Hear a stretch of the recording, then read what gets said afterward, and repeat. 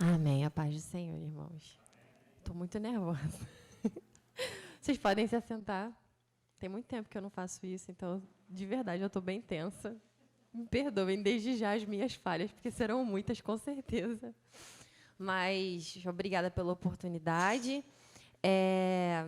Eu quero compartilhar com a igreja nessa noite uma palavra muito simples que o Senhor ministrou ao meu coração ao longo desses últimos dias. Por mais que seja simples no sentido de fácil de entender, a gente sabe que a palavra de Deus é muito perfeita, né? Ela é completa e quem faz a obra é o Espírito Santo. Então, não serei eu aqui ministrando. Espero ser, de fato, usada como um instrumento nas mãos de Deus nessa noite e que o Espírito Santo faça brotar essa palavra no seu coração e que, de alguma forma, isso faça algum sentido para você, em nome de Jesus. Amém? Mesmo assentado, eu convido você a abrir a sua Bíblia na carta de Paulo aos Filipenses, capítulo 2. Nós vamos ler alguns versículos da palavra do Senhor nessa noite. Textos bem conhecidos. E a gente vai meditar um pouquinho ainda dentro dessa, como a gente está na série sobre obediência, a gente vai falar hoje sobre a obediência que gera vida. Filipenses, capítulo 2, nós vamos ler do versículo 5 ao versículo 8. Diz assim a palavra de Deus. Seja a atitude de vocês a mesma de Cristo Jesus, que, embora sendo Deus, não considerou que o ser igual a Deus era algo a que devia apegar-se, mas esvaziou-se a si mesmo, vindo a ser servo, tornando-se semelhante aos homens. E, sendo encontrado em forma humana, humilhou-se a si mesmo e foi obediente até a morte, e morte de cruz. Deixa a sua Bíblia aberta, que a gente vai ainda discorrer um pouquinho sobre esse texto um pouquinho mais à frente. Alguns versículos que vêm a seguir. Uma das coisas que sempre chamou minha atenção no Evangelho de Jesus, além da cruz de Cristo, eu particularmente, acho que todos nós somos, né? Muito constrangidos pelo sacrifício de Jesus na cruz. A cruz sempre me constrangeu muito, eu sempre gostei muito da cruz em si, porque ela me faz lembrar em todo o tempo do sacrifício de Jesus por nós, morrendo em favor de pessoas até então desconhecidas, como, por exemplo, a gente não conviveu com Jesus lá, conterrâneos na mesma época, pessoas falhas, pecadoras, não temos em nós mérito algum para podermos merecer a graça de Cristo ou o favor dele a nosso respeito, em favor da gente. Mas uma das coisas que mais me chama a atenção, além da cruz de Jesus, é o fato de Jesus ter se feito homem.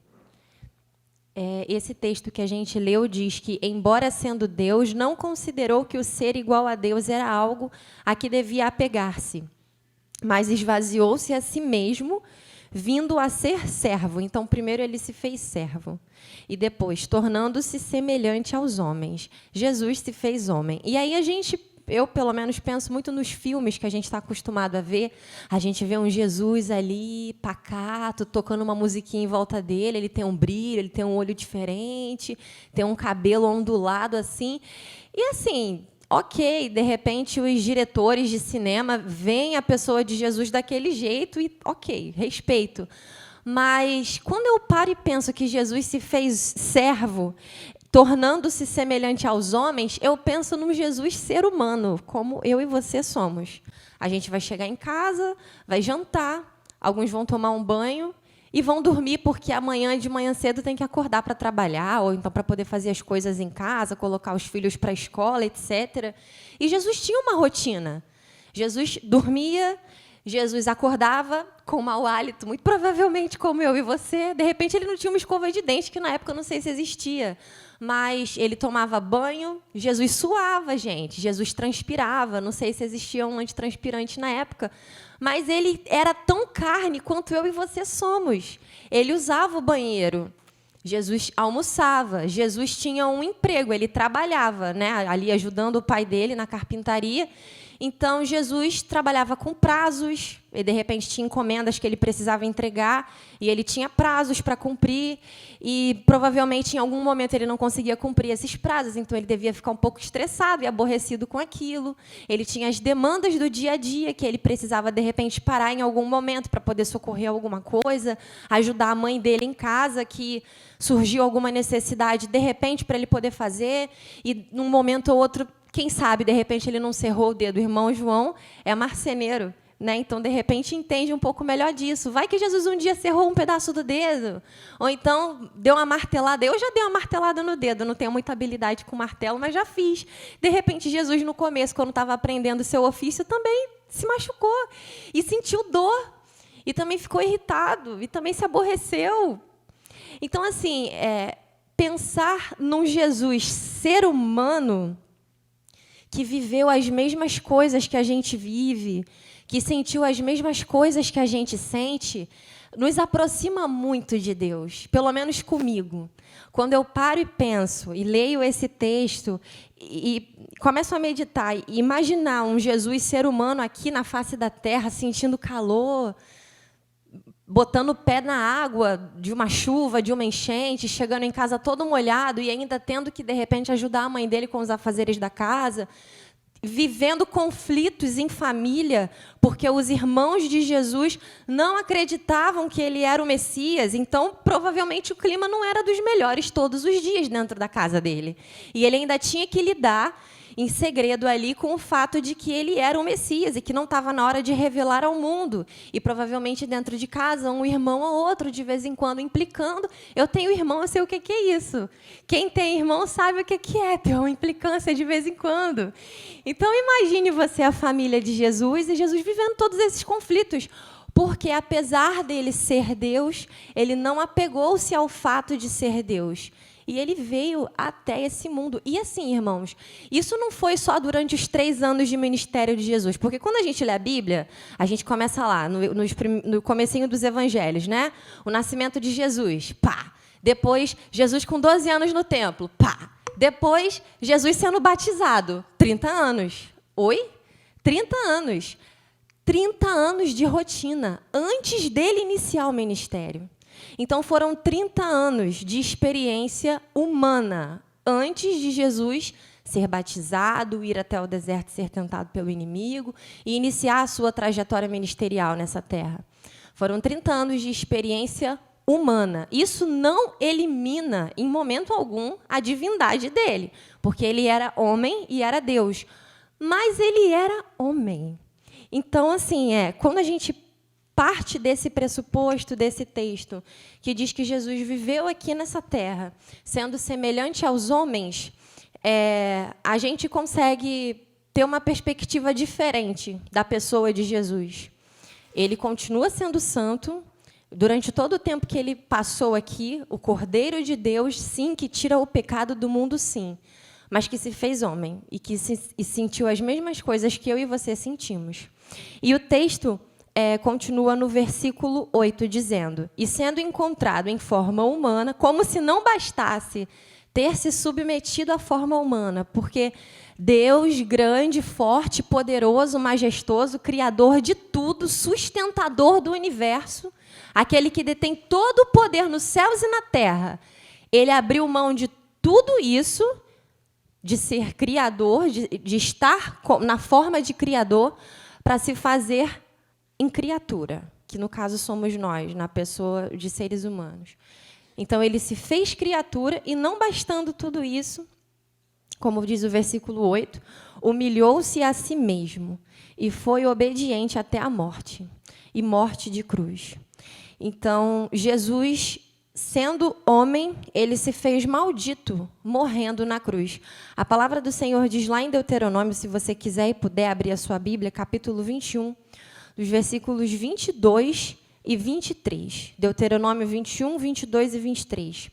Se alguém houver pecado passível de pena de morte e tiver sido morto e o pendurarem no madeiro, o seu cadáver não permanecerá no madeiro durante a noite, mas certamente o enterrarás no mesmo dia, porquanto o que for pendurado no madeiro é maldito de Deus. assim não contaminarás a terra que o Senhor teu Deus te dá em herança. Aquele que morre no madeiro é considerado maldito de Deus. Era o pior tipo de morte que existia naquela época. Não no sentido apenas de tortura física, mas de vergonha, né? Representava muita vergonha. Dizia que aquela pessoa tinha cometido, de repente, os piores e mais horríveis pecados e crimes contra a vida humana, enfim. Então, Jesus, além de se tornar humano, ele se entregou, se dispôs a ser morto numa cruz, se fez maldito, humilhou-se a si mesmo e foi obediente até a morte, e morte de cruz. E foi essa morte de Jesus, se submetendo a obedecer o plano da salvação que foi estruturado por Deus, que gera a vida para nós. O curioso é que a nossa vida, a vida que a gente tem hoje, ela é originada a partir da morte de Jesus, uma morte muito dolorosa. Dentro desses aspectos que a gente já falou agora, de ir descendo as escadinhas, né? De se humilhar enquanto criatura e de se humilhar ainda mais, se submetendo a ser considerado maldito de Deus, morrendo na cruz do Calvário. E através da morte de Cristo, da obediência de Jesus que o levou à morte, nós temos direito à vida. Se nós temos vida é porque ele morreu, né? E no Evangelho de João, capítulo 10, versículo 10, diz assim: eu vim para que tenham vida e a tenham em abundância. E é sobre essa vida abundante que eu quero falar rapidinho com os irmãos a partir de agora. Vão ser 3 aspectos dessa vida que nós recebemos a partir da obediência de Jesus. O primeiro deles, nós recebemos uma vida abundante, uma vida plena em sua integridade, restaurada do poder que o pecado tinha sobre nós. E essa vida abundante que Jesus nos outorga a partir do momento que ele obedece e morre em favor de cada um de nós, ela gera paz, gera alegria e gera satisfação. Então, a vida abundante ela tem como característica, por exemplo, a paz que excede e extrapola a capacidade humana de entendimento. O livro de Salmos, capítulo 6, capítulo 4, versículos 6 e 7, diz assim: há muitos que dizem, quem nos dará a conhecer o bem? Senhor, levanta sobre nós a luz do teu rosto. O 7. Mais alegria me puseste no coração do que a alegria deles, quando lhes há fartura de cereal e de vinho. A alegria que nós temos e podemos viver, a paz que nós podemos viver a partir do sacrifício de Jesus Cristo, dentro dessa vida abundante, ela não está baseada em coisas que a gente toca, né? Naquilo que você tem, de repente, dentro da sua carteira ou na sua conta bancária, nos diplomas de certificações e graduações que você tem.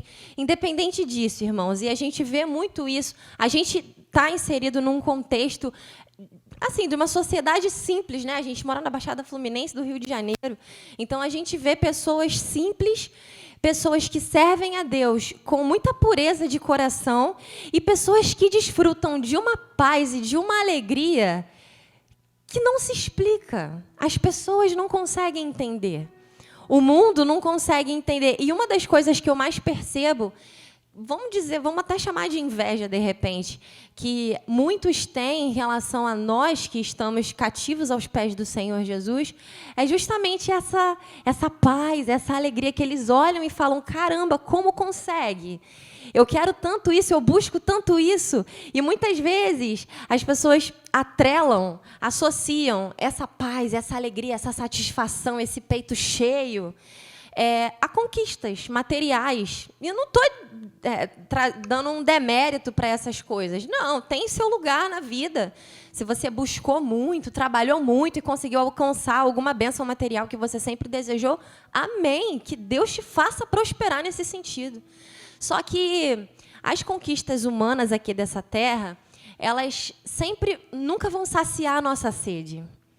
Existe uma sede dentro de nós que só é saciada a partir da pessoa de Jesus Cristo. Uma paz, uma tranquilidade, uma sensação de contentamento que apenas a experiência da fé em Cristo Jesus nos dá. Então, a gente experimenta dentro da vida abundante que o Senhor Jesus nos outorga uma paz que extrapola a capacidade humana de entendimento, uma alegria estável e perpétua. Não é um estado de espírito, ela é um modus operandi de se viver. Você vive em alegria constantemente. Isso não quer dizer que você está rindo o tempo todo. Não é isso. É um estado de contentamento. Você sabe, o apóstolo Paulo mesmo fala, eu sei em quem eu tenho crido, ponto. E isso é suficiente. Gente, se nem a morte deteve o Filho de Deus, nem a morte deteve ele, o que mais poderá nos parar? A quem temerei, como diz o salmista? De quem terei medo? Nós podemos viver uma vida abundante, tomar posse da vida abundante que o Filho de Deus concede a cada um de nós. Uma vida plena de satisfação e de contentamento, que contrasta com esse sentimento de falta e de vazio que muitas vezes a experiência humana tenta colocar no nosso coração. O ser humano passa a poder gozar de uma liberdade diante da nossa natureza. Nós não somos mais escravos da nossa natureza humana, da vontade de pecar, daquilo que nos seduz sempre tentando nos conduzir para o que é errado, para o que é ruim, porque o Espírito Santo de Deus nos enche de autoridade e de capacidade para a gente simplesmente dizer não para aquilo que não agrada ao Senhor e para aquilo que não vai nos trazer nada de bom, um futuro de fato, alguma coisa consistente na nossa vida. Então, a vida abundante que Jesus nos outorga, que nós temos acesso a partir do sacrifício de Jesus, ela é regrada de paz, de alegria e de satisfação. Um outro aspecto da vida que nós recebemos a partir da obediência de Jesus é uma vida significativa. É a consciência de que eu sou uma pecadora, você é um pecador, alcançado pela graça salvadora de Cristo Jesus. Nós não merecemos nada que seja bom. Uma coisa que eu sempre aprendi na escola dominical e em casa também é que Deus não deve misericórdia a ninguém. Ele deve justiça. Só que Ele, por seu amor e graça, decide nos dar misericórdia, conceder misericórdia sobre a nossa vida. E a palavra de Deus diz que as misericórdias do Senhor se renovam a cada manhã sobre as nossas vidas. E quando a gente abre os nossos olhos ali, depois de uma noite de sono, de repente não muito agradável, não tenha dormido tão bem assim, mas você abre os seus olhos, a primeira coisa que precisa vir na nossa mente, na nossa cabeça é: opa, as misericórdias do Senhor se renovaram mais uma vez. Estou de pé, posso levantar da minha cama, posso ir, de repente, até a minha cozinha, comer alguma coisa e agitar a minha vida, ir para o trabalho ou ajeitar as coisas em casa, porque as misericórdias do Senhor se renovaram sobre a minha vida em mais um dia. Ai de nós, se não fosse a misericórdia do Senhor, irmãos, sobre nós.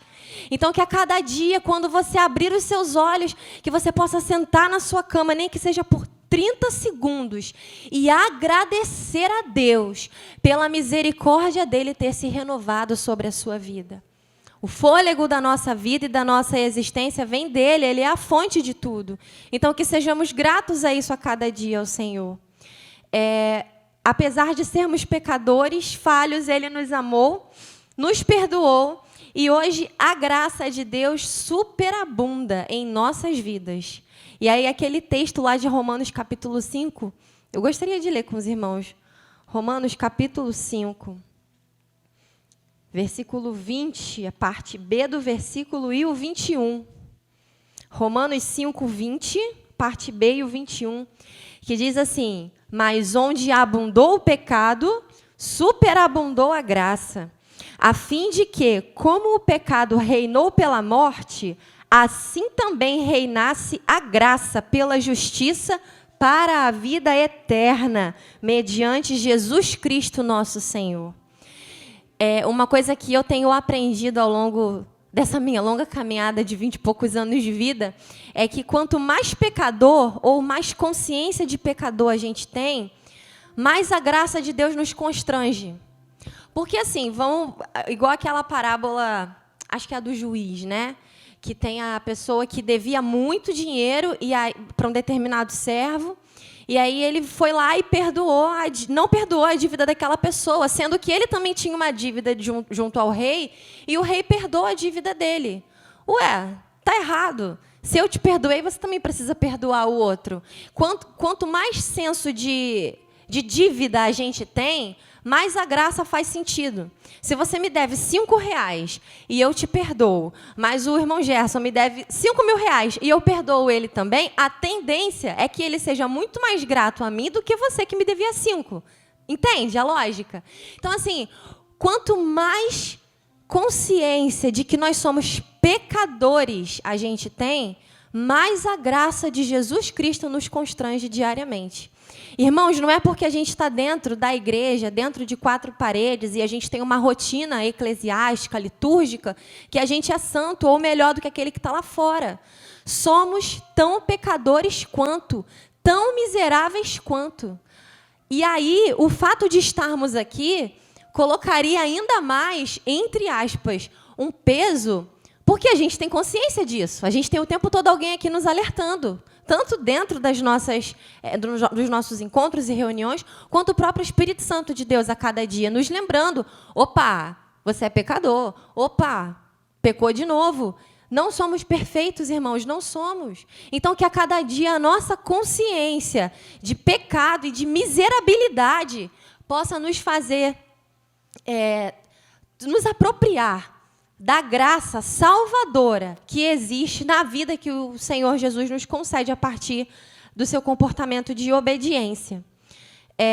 E dentro desse aspecto ainda, da vida significativa, da vida com um propósito, de fato, aqui nessa terra, às vezes a gente pensa muito isso, a gente até falou sobre isso na EBD recentemente, sobre ministérios, né, os nossos dons, e aí eu lembro até do Luiz falando, eu também tenho dificuldade de me encontrar nesse sentido de, poxa, qual é de fato o meu dom e o meu ministério? Eu não sou pastora, não sou evangelista, não sou mestre e tal. E assim, dentro desse sentido, eu acredito muito na nossa, em termos de uma vida significativa em todos os aspectos que abrangem a experiência da vida humana. Eu acredito que o Evangelho de Jesus, o sangue de Jesus, ele é tão poderoso, foi tão poderoso espargido na cruz lá do Calvário, que ele vem não apenas para poder mudar uma coisa dentro da minha cabeça ou para poder vir me limpar do pecado e me levar para o céu. Porque se fosse só isso, não. Eu acredito que ele ressignifique a vida humana aqui nessa terra, a ponto de restaurar o ser humano em sua integralidade. Tudo que existe em mim, tudo que está dentro de mim, tudo que eu faço, tudo que sai de mim, é transformado pelo sangue poderoso do Senhor Jesus. Então, eu sou uma cidadã mais consciente, eu sou uma profissional acima da média, pelo menos deveríamos ser, e ter esse senso de responsabilidade, de que antes de vir o meu nome, Isabelle, é o nome de Jesus, ele chega primeiro que o meu, porque não é sobre mim, é sobre ele. Tudo que eu faço não é apenas sobre mim, é sobre o que ele é, o que ele fez na minha vida e quem de fato ele é, em mim e através de mim. Então, esse senso de ser um profissional acima da média, um cidadão mais consciente em relação, de repente, ao seu voto nas eleições, a preservação do meio ambiente, sim, uma coisa que me incomoda muito, eu falo muito isso, sempre falei lá em casa e falo com o Gabriel. Gente, jogar lixo na rua, que nervoso. As pessoas dentro do ônibus ou dentro do carro, abre a janela e... Oi? Não existe isso, gente. Consciência de quem nós somos. E não diz respeito apenas ao testemunho do que o outro vai olhar, apontar e falar mal. Não. É o mundo onde você vive, é o mundo onde eu vivo, onde os nossos filhos, netos e as próximas gerações viverão. É tudo criação de Deus. Então, essa preocupação em vivermos uma vida mais significativa, de sermos mais corteses, mais educados com o próximo. Gente, tanta educação faltando nesse tempo. Eu lido, vocês sabem com que eu trabalho, né? E eu lido, né, no meu posto atual, no lugar onde eu estou hoje, eu lido com pessoas que têm uma condição melhor. E assim, existem aqueles, é claro, que são educados numa ligação telefônica, mas existem uns outros que, nossa, desestabilizam o seu dia, porque te ligam antes das 8 da manhã e quando você atende... Então, assim, aonde foi parar a educação? Onde foi parar a gentileza? Isso também é evangelho. Isso também é evangelho de Jesus. Não é só estar dentro da igreja com a Bíblia aberta. O que a gente faz daqui para fora, amanhã, quando a gente acorda, também diz respeito a isso. Então, que a obediência de Jesus, que nos gera essa vida significativa, traga para a gente em todos os dias, em todos os momentos, a consciência de quem Jesus é, do que Ele fez por nós e do nosso comportamento diante disso. Por fim, o último aspecto que eu quero abordar com os irmãos é a vida eterna. Então, a gente falou dentro desses 3 aspectos da vida que nós recebemos a partir da obediência de Jesus. Uma vida abundante, que é uma vida plena, regrada de paz, de alegria e de satisfação. Falamos também de uma vida significativa, que é uma vida com senso de propósito, do meu lugar no mundo, do meu papel nesse mundo. E também, para finalizar, a gente vai falar sobre a vida eterna, que é a vida sem fim. Nós fomos criados à imagem e à semelhança de Deus. Nosso Deus é eterno. Ele não tem início, não tem fim. Então, Ele é eterno. E o ser humano anseia pela eternidade, porque nós éramos eternos no começo, mas o pecado trouxe a morte, né? Introduziu a morte na experiência da vida humana. E desde sempre, o ser humano busca isso, desse senso de eternidade, desse anseio pela eternidade. E os egípcios, por exemplo, eles embalsamavam, né, os corpos lá, mumificavam, o pessoal colocava dentro de uma das pirâmides com muitas riquezas, porque eles achavam que em algum momento, ou nessa vida, ou em uma outra, eles iriam ressuscitar e estariam ali cercados de riquezas, porque o ser humano sempre ansiou pela eternidade. E um dos nossos maiores anseios é oferecido para nós a partir do sacrifício de Jesus Cristo. Nós temos direito à vida eterna, uma vida que não vai ter fim com Ele na eternidade. O sacrifício de Jesus, ele fez com que a morte física que a gente experimenta aqui nessa terra seja apenas uma transição para a vida eterna que nós gozaremos com Ele nos céus. O Evangelho de João, capítulo 5, gostaria de ler também esse texto junto com os irmãos. Evangelho de João, capítulo 5, versículo 24, diz assim, João 5, 24. Em verdade vos digo, quem ouve a minha palavra e crê naquele que me enviou, tem a vida eterna. Não entra em juízo, mas passou da morte para a vida. 28. Não vos maravilheis disto, porque vem a hora em que todos os que se acham nos túmulos ouvirão a sua voz e sairão. Os que tiverem feito o bem para a ressurreição da vida, e os que tiverem praticado o mal para a ressurreição do juízo. Eu sempre imaginei isso desde muito criança. Como que vai ser esse dia, né? A gente, assim, muitas tragédias já aconteceram no mundo. Aviões que caíram, sei lá, no meio dos oceanos. E, de repente, numa mesma cova de um cemitério, 30 pessoas já foram enterradas ali, porque a gente sabe que, de tempos em tempos, eles tiram. E, gente, imagina esse dia, esse momento, em que a Terra vai ter que dar conta. Toda a Terra vai dar conta dos seus mortos. E o Senhor Jesus vai chamar. E eles irão ressuscitar. De onde vão vir as partículas, eu não sei. Mas todo mundo vai ressuscitar. E a gente vai poder ter a experiência de viver eternamente com Cristo Jesus nos céus. Vendo a face do Senhor Jesus, que é um sonho de muitos, principalmente do meu pai, desde muito criança ele fala isso. Então, nós teremos essa experiência de ver o Senhor, de viver eternamente com Ele nos céus. Uma vida sem dor, uma vida sem tristeza, uma vida sem mágoas. E a gente, às vezes, sofre tanto aqui nessa terra e a gente se esquece Lá em Tessalonicenses, o apóstolo fala, acho que é Tessalonicenses que ele fala, pensem nas coisas que são do alto, não se apeguem às coisas aqui dessa terra.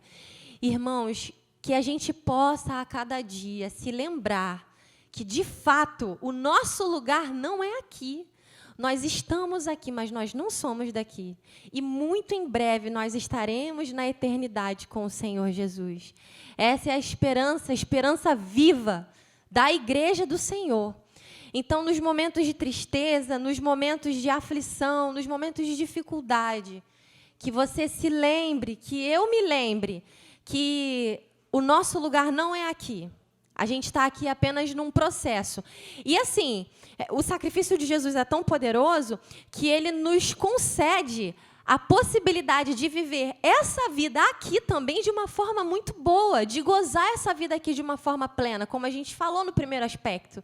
Uma vida que tem paz, uma vida que a gente consegue sentir satisfação, não precisa de tudo, não precisa de muito. A gente tem Ele. A palavra do Senhor diz, no Salmo 23, o Senhor é o meu pastor, nada me faltará.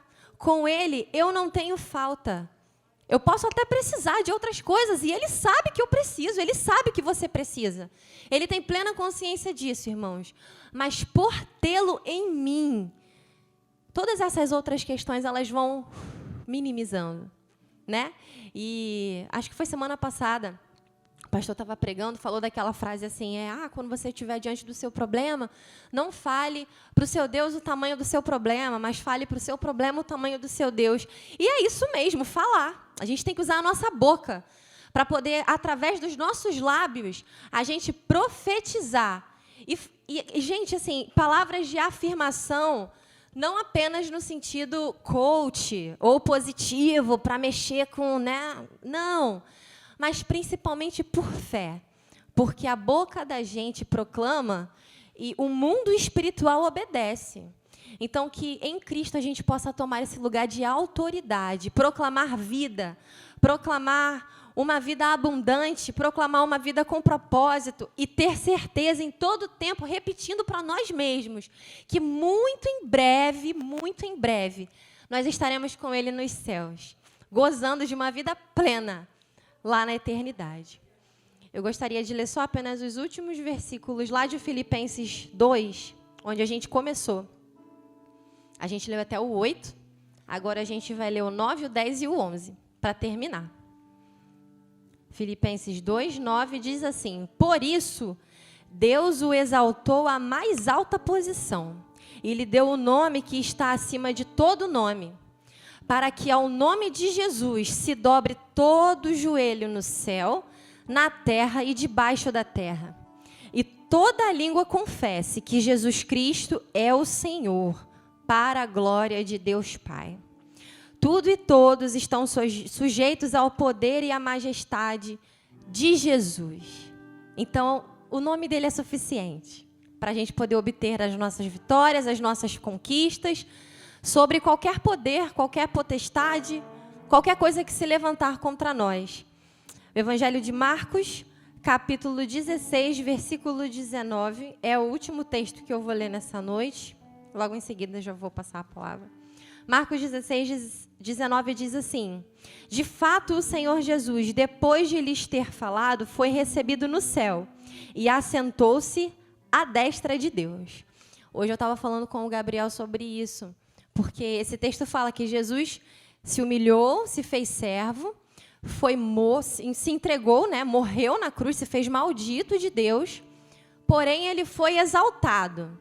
O nome dele está sobre todo nome. Ele recebeu todo o poder nos céus, na terra, e todo joelho se dobrará ao poder do nome de Jesus. E ele está assentado à direita de Deus. Se ele está à direita de Deus, se ele foi ser humano como eu e você somos, ele viveu as mesmas coisas, ele já esteve aqui, então ele sente e entende o que você passa. Ele entende o que eu passo nas nossas questões, né, enquanto seres humanos que somos. E desde muito nova, eu sempre orei, depois que eu descobri que Jesus estava sentado à direita de Deus, eu sempre orei falando assim, Deus, olha isso e isso que eu estou passando e tal. Pergunta para Jesus que está aí do seu lado. Jesus sabe o que eu estou sentindo. Jesus, fala para Deus. E o Gabriel ficou rindo, falou, gente, você é doida de falar assim.